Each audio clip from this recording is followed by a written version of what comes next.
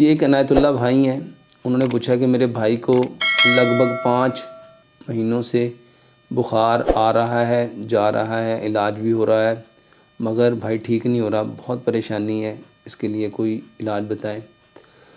میرے محترم بھائی اور بہنوں، یہ جو بخار ہے، نبی صلی اللہ علیہ وآلہ وسلم نے، بخاری کی صحیح حدیث ہے، بخار کو برا نہ کہو، یہ جہنم کا بھاپ ہے، اور بخار کو رات کے باسی پانی سے ٹھنڈا کرو۔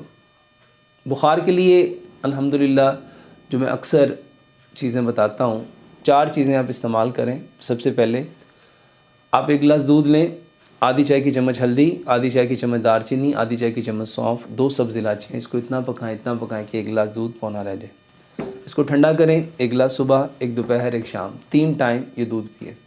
دوسرے نمبر پہ آپ سیب کا فریش جوس لیں، اس میں 2-3 قطرے لیمن کے ملائیں، 1 گلاس صبح، 1 دوپہر، 1 شام، یہ پئیں۔